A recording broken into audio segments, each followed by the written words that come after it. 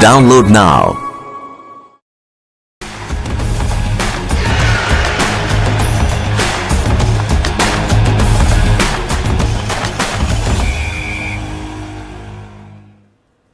Hello and a very warm welcome to you all. I'm Neha Bhardwaj Alter and this is Game On. Now, we may be uncertain about a lot of things in life, but in ODI cricket at the moment, we all can be absolutely sure of one thing, that Pakistan pace attack will trouble every team, not just in the Asia Cup, but in the World Cup as well. Once again, the trio of Shaheen Shah Afridi, Naseem Shah and Rauf blew away the Bangladeshi batting lineup, setting up another emphatic win by 7 wickets for the hosts. What does this mean for the other teams in this Asia Cup? And what does this mean for India, who play Pakistan on the 10th of September in Colombo, weather permitting, of course? We're going to be talking about that. We're also going to be talking about, is there a way to tackle Pakistani pace attack? What can be done against the likes of Shaheen Shah Afridi, against the likes of Rauf and Naseem Shah? So we're going to be talking about that. And we'll also look at the other teams and compare them to how good Pakistan are, and are they peaking at the right time just ahead of the World Cup. You look at their bowling, I've already said. It is probably right now the best bowling attack in this format in the world. You look at their batters, they're also peaking at the right time. When you look at the Pakistan team, you say this seems like a well-oiled machine. So, Jamie Alter joins us here on the show. Chetan Narula will also join us in just a bit.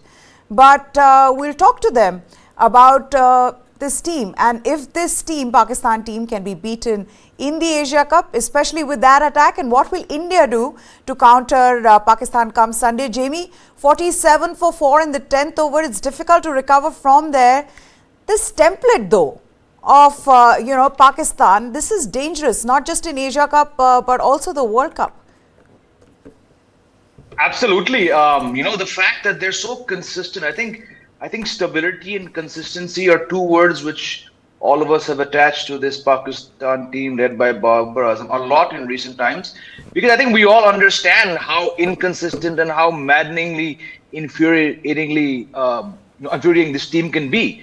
So when you look at Shaheen Shah Afridi, what did he take? He took 4 for 32 in that washed out match.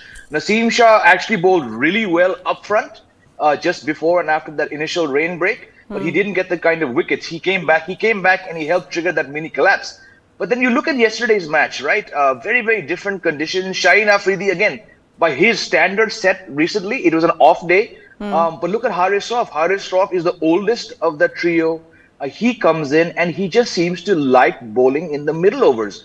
So if a Shaheen Shah Afridi can have, again, it was not a bad day, but like I said, by his standards, 1 wicket in about 6-7 overs without a maiden, it's a bit of an off day for him, especially against Bangladesh. Naseem Shah gets injured, still comes back and mops up the tail in tandem with Rauf. So they just seem to be maybe not getting better, but they just seem so blooming consistent. Yeah. And the mind just goes back to how these three troubled India. Yes, Ishan Kishan and Hardik Pandya put on a rollicking partnership, but once that stand was broken by Rauf and Afridi, let's not forget, things didn't end up where they possibly will. We'll never know how that match would have panned out.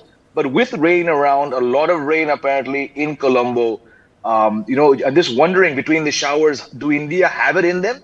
Yeah. Despite beating Nepal by 10 wickets to cope with these three guys? I'm struggling to see what they're going to do, because these three guys just look so good. We've talked about statement wins in our shows during this Asia Cup, Chetan, and the importance of those statement wins, because we're all building up to the World Cup. These teams they all have one goal, which is to win the World Cup, right? This is the third game for Pakistan, and even the match that was washed out against India, they would have been very proud of how they played. All 3 games have been perfect games for them.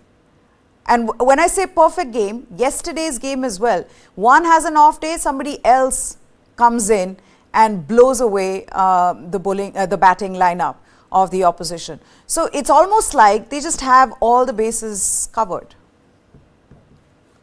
Absolutely, Meha. At this point in time, Pakistan seem like the team to beat when it comes to the Asia Cup. And I was thinking, watching them play yesterday, watching them bowl, dismantle Bangladesh, and then chasing down that paltry target. I was just wondering that this is possibly the top 2 or top 3 side in the World Cup reckoning. I mean, I was thinking only maybe Australia is perhaps a bit better than them, because you still have that mercurial element to Pakistan, whereas Australia is a very, very professional outfit. I'm not saying that Australia doesn't have off days, but they're more liable to have fewer off days than, say, Pakistan. So at the moment, it seems like if anybody can beat them, it's probably Australia, which makes Pakistan a top 2 or a top 3 side going into the World Cup. Having said that, for Pakistan, it is important to maintain this momentum, not only into the build-up to this World Cup, but also because the World Cup is a very, very long tournament. You have 10 league games where you're building up. You're just building up, and then reaching the semi-finals where anything can happen on that particular day, and you need to perform on that particular day. So maybe Pakistan at some point might be peaking too early. That's a question that can come to our minds. But again, we're talking about a team about which a week ago we were saying that they are undercooked coming into the Asia Cup. Suddenly they're looking so very good. So a lot of things are coming to mind when regards this Pakistan team. But the bottom line is they are looking very, very good going into this World Cup. Absolutely. So what happened in the match against Bangladesh? They remained unbeaten in the Asia Cup. Their latest win coming over Bangladesh in Lahore by 7 wickets, which was set up by their pacers once again. If it was Shaheen Shah who headlined Pakistan's bowling effort in the previous match with India in Pallekele yesterday at the Gaddafi Stadium, it was Haris Rauf, the quickest of Pakistan's fiery pace trio, who put the team on the way to victory with 4 for 19. Bangladesh opted to bat but could not find sizable partnerships, barring one worth exactly 100 between the two veterans Shakib Al Hasan and Mushfiqur Rahim, and ended up with 193 in 38.4 overs. Rauf was a constant threat to Bangladesh with his pace, the skiddy bounce, hostility, while Naseem Shah, he claimed 3 wickets. Chasing 194, Pakistan once more lost Fakhar Zaman for a low score. Captain Babar Azam was out for 17. But then Imam ul Haq, he made 78, and Mohammad Rizwan hit some form with an unbeaten 63 to complete victory in the 40th over. This result leaves Bangladesh winless in the Super Fours and sets up Sunday's India versus Pakistan return match nicely.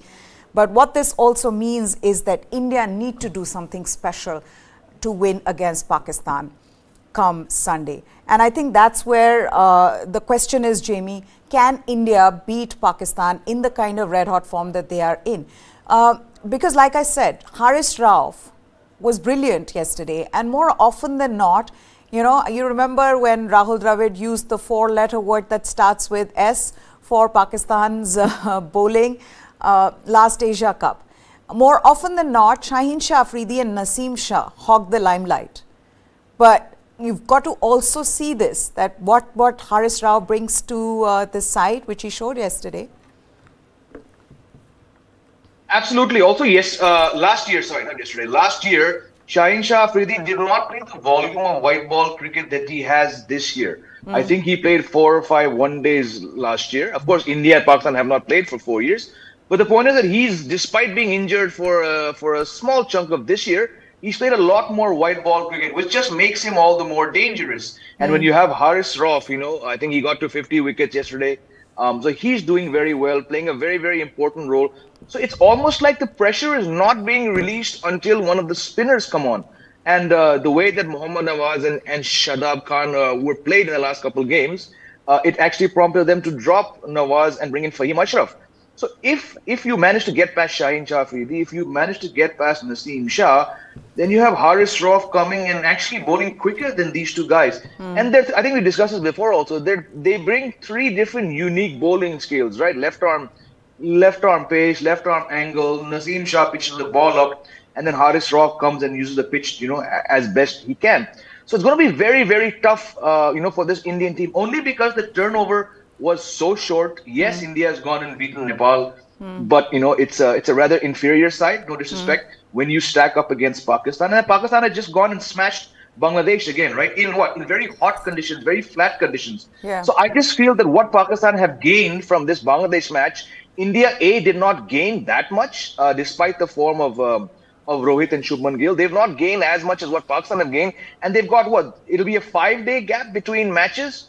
So it just, you talk about momentum, you talk about undercooked. It's actually India who are really undercooked. So I'm not saying they don't have the skill. I mean, you have Rohit Sharma, Virat Kohli. These are world champions. But right now, it's going to take them a lot more to come to parity with Pakistan than it perhaps would have a year ago. Also, yesterday, the way they lost quick wickets, right, Chetan? With this Pakistan team, you'd think that, if they falter at the top, especially Babar Azam goes, how much of that will impact the team. But again, you saw how calm Mohammad Rizwan was, along with Imam ul-Haq. They didn't take any chances. They knew what was at stake. They knew what they needed to do. And very calmly took the team over the line. So I feel like there's that belief which we keep talking about. I don't know, we can keep raving about how good this team is. But what worries me is how India will play against them, because that will set up, India's turnaround for the World Cup. Well, I think, first of all, talking about the Pakistan batting lineup, that's their inherent weakness, isn't it? At the moment, if you compare to their bowling, it's looking a little weaker. Fakhar Zaman, I mean, obviously, if he finds form, then it becomes a double pivot with Babar Azam at number 3. And, it just shores up their batting lineup. Of course, you have Rizwan coming in later. But yesterday, it was important from Pakistan's perspective that Babar Azam was not the top scorer. It was important that other batsmen in the top 4, especially the top 2, needed to score runs, get some runs under their belt, so that, that momentum, that confidence could come back into Pakistan's batting lineup as well. Their middle order is a bit unpredictable, definitely, and most middle orders in ODI cricket can be unpredictable because that's the kind of job that they need to do. But it's the top 4 that really defines your batting. So Pakistan, over the recent times, have become overly dependent on Babar Azam. Every time they bat, Babar Azam has to score runs. So that dependency for me was their weak link going into the World Cup. And now it's just a matter of Fakhar Zaman finding some form in his batting. And I think then we would struggle, in fact, on our shows to find any weakness in Pakistan lineup. Now, coming to the question about India, how India are going to face, I still don't believe that this Sunday's game is a do or die situation for India. I think it'll come down to the final, the game that you're talking about, which turns around India's momentum, turns around their spotlight or focus or intensity, whatever you can call it. I still don't think they are in that frame of mind for this Sunday's game. I still think that to beat this Pakistan side, you need to be at the top of your game. And I think India do not have the requisite number of overs, whether it's batting or bowling, under their belt to be at the top of their game. So I think it will take them a couple of games to get there. I think the game against Pakistan, Sri Lanka, Bangladesh, weather allowing, we have to see how many overs the batsmen get, the bowlers get, how many full games we get. So depending on all of that, I think the do or die scenario or the turnaround scenario, as you put it, that will probably come down to the final if obviously India make it. So I don't think they're going to put all their eggs in that do or die basket on this Sunday's game. Yeah, but just overall, Jamie, when you look at this team, how can teams win against Pakistan is what I'm wondering. How can they tackle this pace trio? Because this template has been set, and on this show we talked about what Shaheen Shah had said, right? His aim is to take wickets in the first 3-4 overs and put the opposition under pressure. The thing is, he's able to do that. So how will teams be looking to approach him? It's not easy, but we speak about the professionalism of the Australian team, right? They have a certain template. Very rarely have I seen Australian teams, despite whatever odds might be stacked against them, they don't really back down, right? Even when they came to India in March, wasn't it? And the first match, I think they lost. But still, despite wickets falling, Mitchell Marsh kept playing a certain, a certain kind of cricket. Now, I'm not saying that I'm not comparing India's bowling attack in that match to what Pakistan will throw at them, and those are pretty easy conditions. But you just have to be positive. And I just go back to, okay, Rohit Sharma was out early, Virat Kohli was out early, but someone like a Shubman Gill who doesn't lack for any obvious talent, maybe in his mind he's like, yeah, if I see how these guys runs will come. I don't see many Australians getting stuck in that mindset, right? Yes, it's probably a bit of a high risk game, but it comes from that professionalism that Chetan was talking about. They just find someone to be positive, and it's easier said than done to be positive when it's 66 for 4. But Ishan Kishan, he played that brand of cricket, right? Hardik Pandya, to a slightly lesser extent, he played that brand of cricket.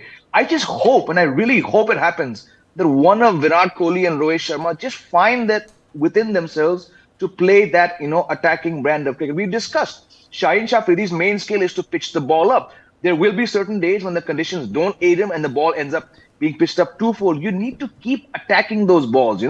I go back to Virat Kohli's dismissal, right? This is a man with 13,000, 14,000 runs. What kind of shot was he playing?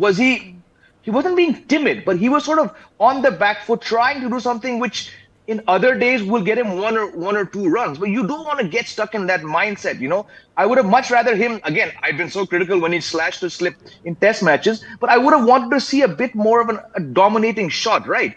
So there's no clear answer in my mind to how to beat them, but just try to use a cliche, just try and be a bit more positive without, of course, making a fool of yourself playing some cross-batted shot. But that's see, how I would see it. But here's the thing. It's difficult to be positive when one delivery is finding the inside of your bat, the other the outside, that left arm angle, the pace. He's also bowling at that length where you're not able to figure out how to commit to that shot.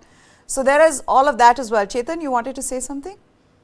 Yeah, so just on that, how you play Shaheen Afridi. You look at Rohit Sharma. I think he played Shaheen Afridi very, very well. And the way he's prepared, since the 21 T20 World Cup, he's prepared very well for Shaheen Afridi. He prepares for that fuller delivery, which can york him. And the thing is, he doesn't let it play heavily on his mind. He's not expecting that delivery, but he's ready for it. And that's something that we have seen from Rohit Sharma time and again. And he looks to get on top of the bowling. Yes, the inside edge, that is the circumstantial thing. It's also a bit of a lucky thing.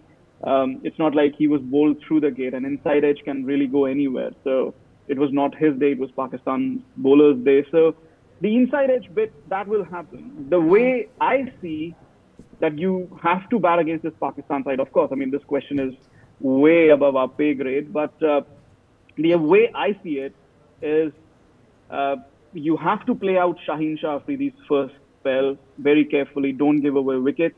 At the other end, simultaneously, you have to attack Naseem Shah to get him off his length. So that the first 10 overs, yield 40, 50 runs, but not give away more than a wicket. And then you take the attack to the other bowlers. Yesterday, what Pakistan showed us was on that strip where Bangladesh could have milked their spinners, they played an additional fast bowler.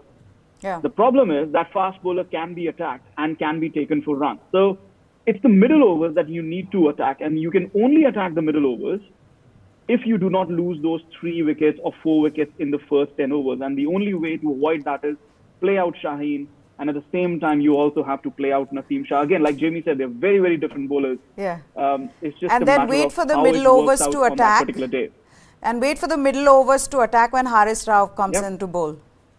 Look, if you have wickets in hand, look, Rauf, yes, he's a good bowler. There's no doubt about it. But if you have wickets in hand, you can always put him under pressure. It's not like he's never been put under pressure. Those 2 sixes in Melbourne, he was under pressure, right? So if you have wickets in hand, the opposition will take a couple of steps back. The field will open up accordingly. So it's just a matter of, if India was not 66 for 3 that day, it would have been a different story. Absolutely a different story. With the way Shreyas Iyer was hitting the ball, Virat Kohli hit a spanking cover drive, although it was really far away from his body. And again, if it was not 66 for 3, the whole complexion of the game changes. So that's what you need to do. Do not be 66 for 3 after 15 overs. Okay, now the other thing, this is what Shakib Al Hasan, the Bangladesh captain, had to say about Pakistan's pace attack. Let's put that quote up because of how good they were. And Shakib Al Hasan also said that he was disappointed in their batting. But this is what he said: on a wicket like this, we shouldn't lose 4 wickets in the first 10 overs. Exactly what Chetan was saying. But it happens. I thought we needed to bat 7 or 8 more overs. They are the number 1 team, and these are the reasons. They have 3 world-class bowlers who are making things easier for them. We've been doing well in the bowling department, but batting is a bit hot and cold. We need to be more consistent. This is what Shakib Al Hasan had to say about their pace attack. Also, let's put the quote of Babar Azam. He was asked about India versus Pakistan, and he says he will give his 100% versus India. He goes on to say, not really, no pressure ahead of the big game versus India. This win against Bangladesh will give us confidence. We're always ready for a big match. We will give 100% in the next match. So that is Babar Azam talking about the match, saying that they're under no pressure, and they wouldn't be given how well they've been playing. So just coming back to this, what also makes this team special, and it's not the most fun topic, frankly, to be talking about. I'd rather be talking about how good the Indian team is, especially at this stage in Asia Cup, as well as, as we look ahead to the World Cup. We're discussing, can anyone beat Pakistan? That's how good they've been. But coming back to India versus Pakistan as well, and Pakistan is not just those 3 bowlers, Chetan, it's also the others, right? Shadab Khan, Iftikhar Ahmed. So that, we keep talking about all-rounders. These guys have all of these people who can bat and bowl. There's Agha Salman, there's Iftikhar Ahmed, Fahim Ashraf, of course.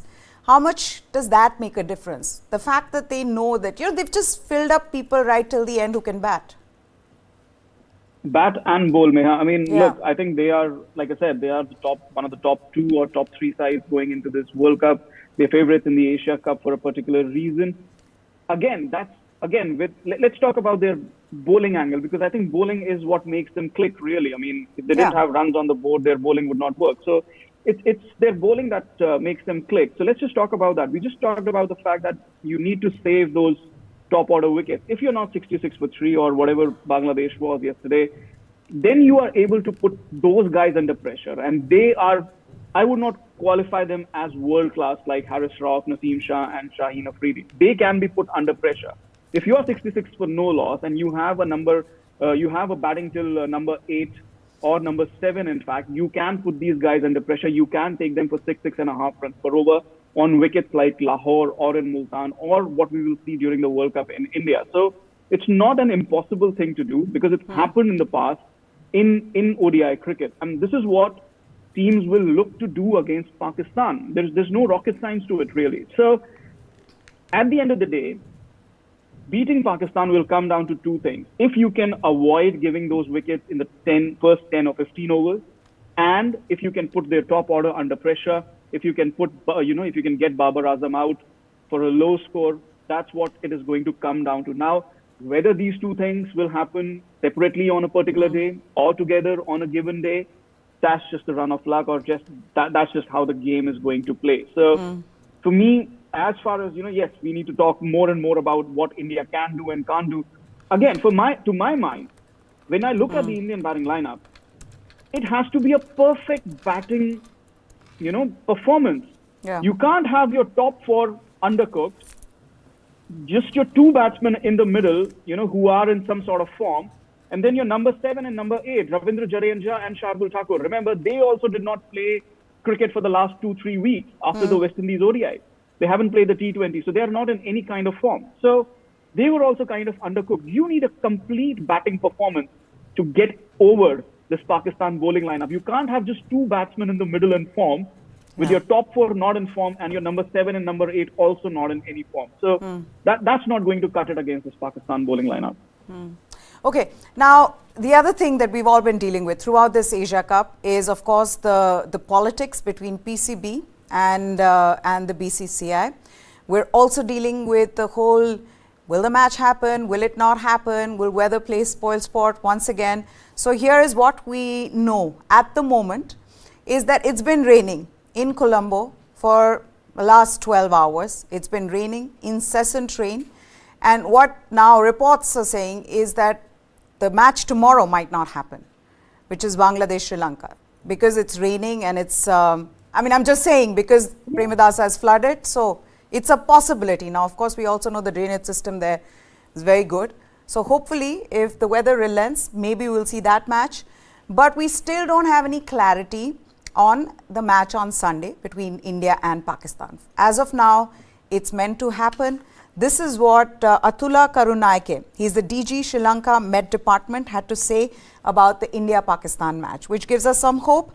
Because remember, India, the team undercooked, needing matches to figure out what their playing 11s should be for the World Cup. During this time of the year, which is the end of the southwest monsoon period, the southwestern part of Sri Lanka receives more rainfall. In the last 2 weeks, we witnessed more rain in the western province. The western province after September 9th would be sunny and cloudy, but with very little rain. In the coming week, the Western Province could get a few showers, but by September 17th, the day the Asia Cup final will be played, rains are expected to subside. I just think that means that we will possibly get more games than we think we would. But Jamie, how are you looking at this? Because India needs match practice. I mean, if there's one team right now that be desperate, there are players coming back from injury. By the way, the other thing about KL Rahul, if you all are wondering, what was that practice like? Because first of all, yesterday the practice was cancelled due to rain. Today they had indoor net session where KL Rahul batted in the nets for almost 2 hours. And he did not keep wickets, maybe because it wasn't possible, indoor net session, but there was no wicket keeping drills. Jamie, there was some fitness drills, so we still don't know. KL Rahul, the wicket keeper, will we see him in that India-Pakistan game? But just this fact that, you know, how badly we just need the game more than anything else right now. We need to play as many games as we can before the World Cup starts. Absolutely, and unfortunately, because it is that end of monsoon season, you will get rain in Sri Lanka. I've sat there in the middle of September in 2009 covering a tri-series, and a significant amount of that time was spent looking at the rain. And I think that's something we're just going to have to contend with whenever we discuss this tournament. Look, again, going back to the match in Palekele, right? India's batting got a workout. The bowlers didn't bowl, right? Jasprit Bumrah, we've been talking about before the Asia Cup. We believe that he should not play the Nepal game. And as it happened, he was not even with the team on the day that match happened because he was back in India. What does Jasprit Bumrah have to show? You know, yes, he came back and bowled 8 overs in Ireland across 2 T20Is, but his last one day was well over, I think it was July of 2022. So he just does not have one-day bowling form. So it was against that backdrop, probably, that Rohit Sharma chose to field against Nepal. Mohammad Shami looked like, you know, he was coming off a long break. But someone like Jasprit Bumrah, right, more than anyone else, he needs game time. And let's hope he plays on Sunday. I mean, all signs are that he will play.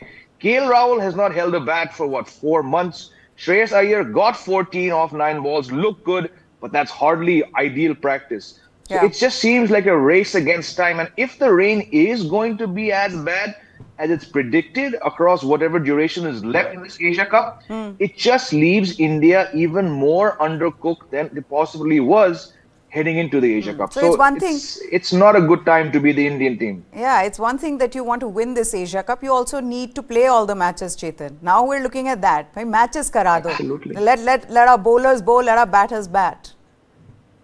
Look, I mean, rain has been around cricket since cricket was invented, or 100, 150 years ago. Rain has been around. I mean, it's just noise at the moment on social media. It's almost like these guys were born yesterday and they've never seen rain during a cricket match. No, they've seen rain. I mean, they just thought that maybe Sri Lanka wasn't the best option or best venue. It wasn't. It wasn't. I mean, you could have had it in UAE. At this time of the year. You could have had it in India. I don't know.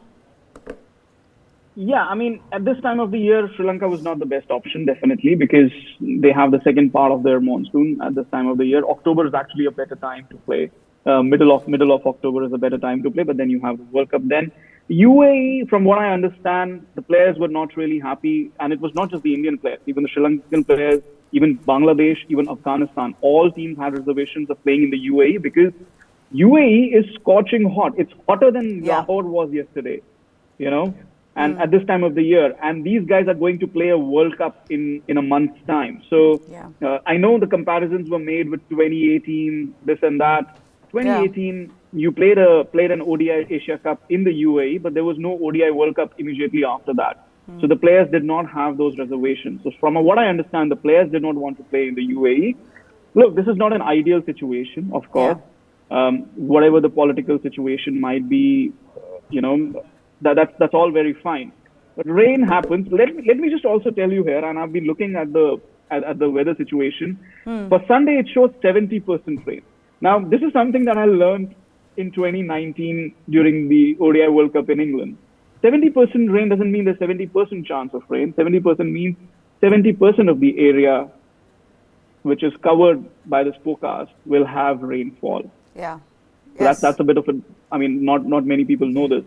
So 70% of Colombo is supposed to have rain, and 18 mm, that's not just at one area, spread across the whole city of Colombo. So from what I understand about Sri Lanka, 70% is actually a very good chance to have a 40-over game at least. Yeah. At least. And looking ahead to the next week, it falls to 60, 50, 40. On India's day, it's 50 on Tuesday and another 40% on Friday. This is now. It could change. Yes. But I'm actually very optimistic about these three Indian games over the next week. Hopefully that happens. So it was a choice between devil and the deep blue sea. Either you have in scorching heat of Dubai have these matches, or not have the matches at all, or have the risk of at least matches being washed out. Okay, the other big news discarded by the Indian cricket team's selectors for the Asia Cup and the ODI World Cup. Leg spinner Yuzvendra Chahal. He'll be heading to England for a brief stint with county cricket club Kent. The 33-year-old, who's been relegated to the sidelines for much of the year, while Team India have fielded Kuldeep Yadav far more regularly in white ball cricket, will be available for 3 of Kent's county championship Division 1 matches, pending necessary approval. The club said this in a statement yesterday. Chahal's last first-class match came back in November when he turned out for his domestic team Haryana in the Ranji Trophy. Primarily a white ball specialist, since becoming a regular in India's ODI and T20I squads several years ago, Chahal has played red ball cricket only sporadically, and this opportunity with Kent will be his first outside of India. Quick reaction and we'll move on to the World Cup tickets. Jamie, thoughts on this? I mean, why not? Go ahead. You're anyway not playing the World Cup. Just go play in counties. See what you can do. Yeah, excuse me. Exactly. I mean, look, someone like Chahal, 21 World Cup, T20, 22 World Cup, T20, and now ODI World Cup plus the Asia Cup, has been snubbed in 3 successive years. He has not played that much domestic cricket for Haryana across formats. In fact, since making his first-class debut in 2009, in 14 years, he's just played a little over 32 first-class matches.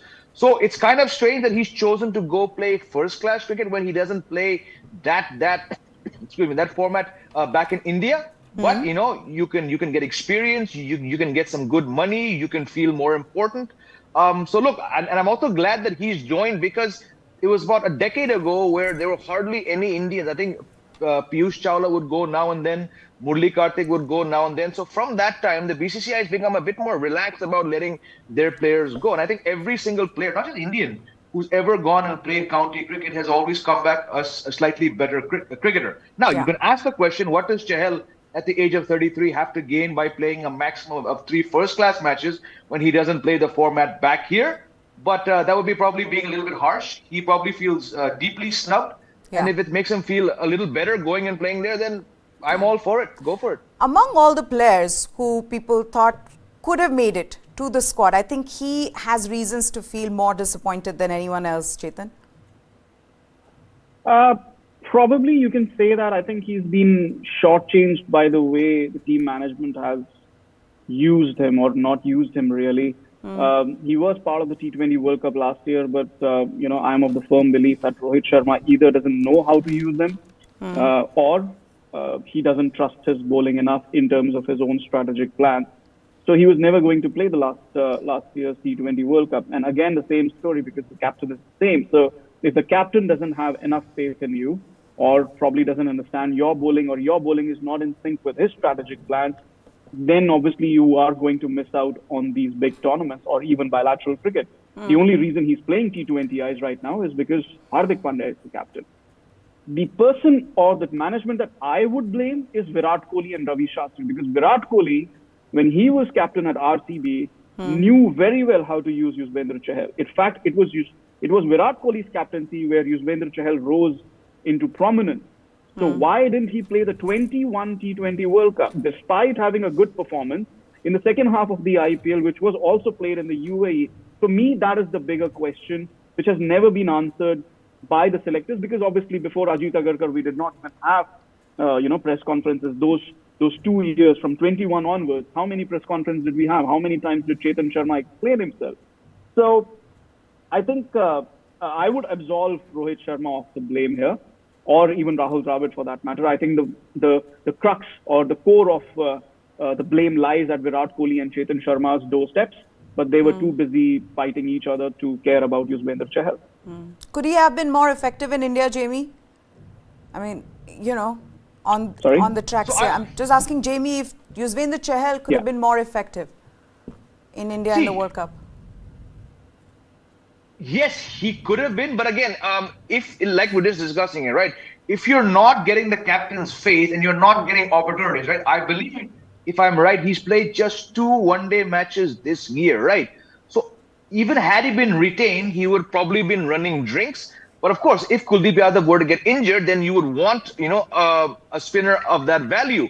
But what value does Yuzvendra Chahal offer you right now when he's probably at a very low point personally? I'm talking about even had he been named in the World Cup, what form does he have to show? Just 2 one-day matches, right? And just very briefly, Maya, to just add to what Chetan was talking about, the snub from the 2021 World Cup when Virat Kohli was captain was also the same time that RCB let him go. So there's clearly something or at least Kohli and Chahal were not on the same page. And I believe Chahal, in not as many words, did say how shocked he was at how these 2 events happened at the same time. And I think he said, I was not even given a courtesy call. So something, and let's look, when Virat Kohli was captain for that 10 years, that is when Chahal became their leading wicket taker. That's RCB. And he's still leagues ahead of the next best bowler, despite being away for 2 years. So that Jodi of Virat Kohli and Chahal, something, I don't know what it was, something went wrong, because Virat Kohli, as captain, did not include him. And that was the time when he was also released by Virat Kohli's franchise. So it's a strange one. I just feel also if he could have batted better. I mean, I think that's another thing, right? With him and Kuldeep, that has been the problem. Every time you play them in the team, you just have that problem because anyway, your bowlers, your pacers can't bat. And then you have your one specialist spinner, or if you play both of them, you're playing 4 number 11s, right? Which has been the conversation, which is another reason. I mean, I feel like if he batted better than Kuldeep Yadav, maybe they would have gone with him. But then that's the other problem. Okay, I wanted to ask you this, since Pakistan are already troubling all the teams in the Asia Cup, let's fast forward to Ahmedabad on the 14th of October. Flat track in Ahmedabad, do you see this trio being as dangerous, as lethal against India? Chetan? I mean, the Palakkad track was not really a green track. It was a decent track. It was just a little too paced, and there was some rain around. So, I mean, you can't really predict rains at this point in time at any part of the world. So if there's rain around, it might just liven up the Ahmedabad track as well. For me, it's a matter of the mentality the Indian team will be carrying into that particular game, the kind of form they'll be carrying into that particular game. If they are in form, if they're not undercooked at the moment, like they are at the moment, I think they'll be just fine. Given the pressure, given the whole stadium will be full of Indian cricket fans who will be cheering for them, putting pressure on the Pakistan team. So I think they'll be fine. It's just a matter of how they build up over the next 6-7 games that they have in hand, how they build up mentally. Again, like I said earlier in the show, for me the real danger about Pakistan right now is them peaking too early. And if India peaks at the right time, the tables will turn. There's no doubt about that. Absolutely. And I think Indian fans would be hoping for that. Jamie, your take on what that could be like in Ahmedabad, the conditions, do you see them being that unplayable? No, look, if we look at the IPL as the most recent example, there's a bit of bounce in that track, right? I think Shubman Gill's success is because, like discussed on previous shows, he likes the bounce, right? Now, the first time I believe in this circle we discussed this match, we were sort of viewing Pakistan as that undercooked team. I don't think now, having seen them now for 3 matches in a row, they look much more dangerous, at least to me, than a month ago or 5-6 weeks ago.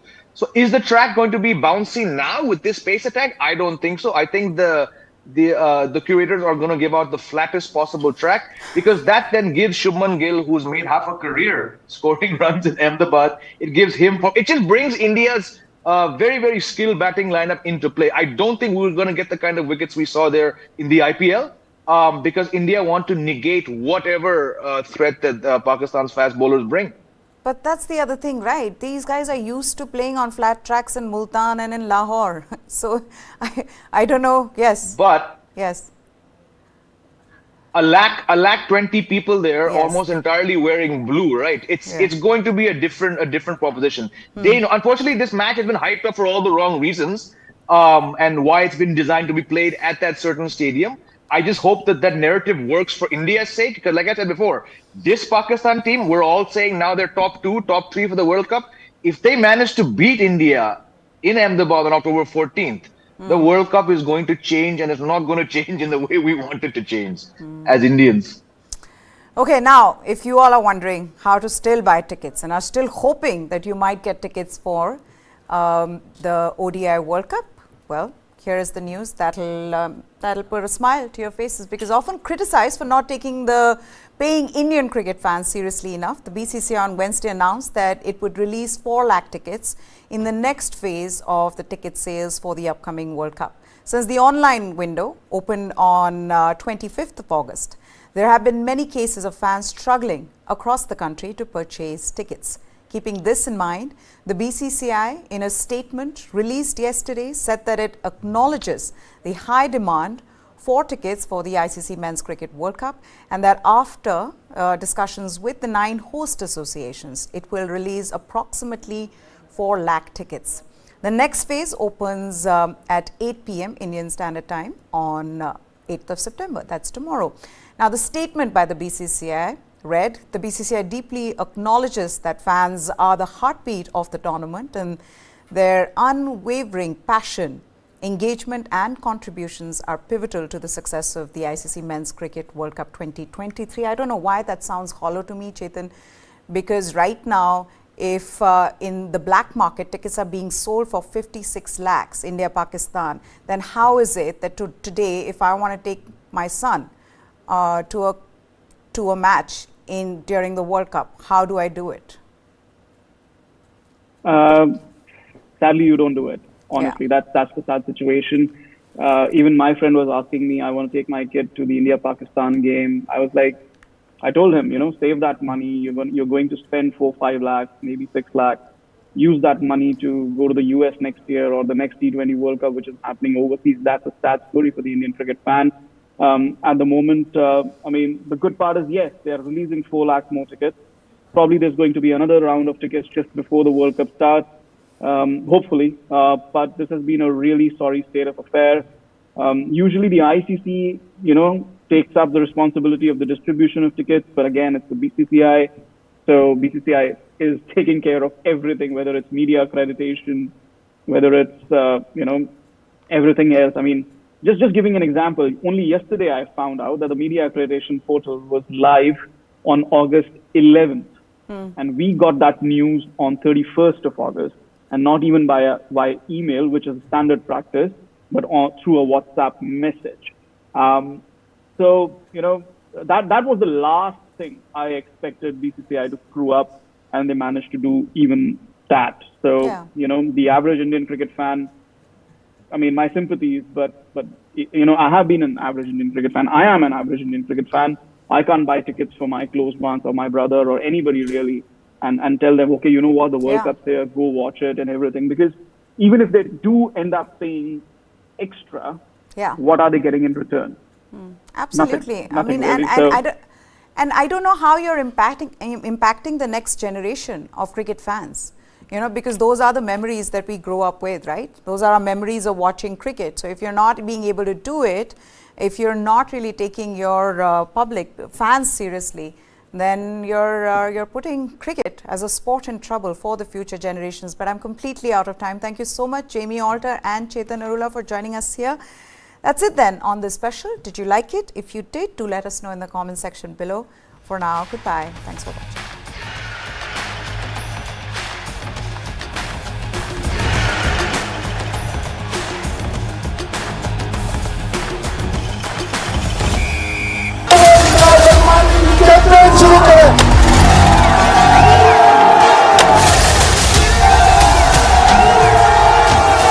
मैं इमरान अहमद खान नियाजी सबके